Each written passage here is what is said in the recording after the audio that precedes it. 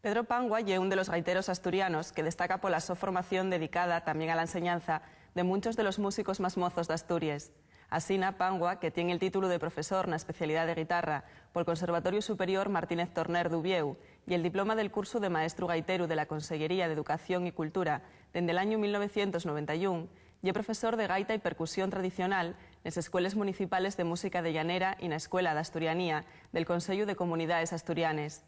Con esta amplia base formativa, Pedro Pangua fundó y trabajó 20 años como director musical de la banda de gaites Fontefuécara, colaborando con ellos grupos de música folk como Beleño, Ubiña, Xareu y Mulleres, y actuando también con el músico Chus Pedro Suárez y el grupo Nuberu.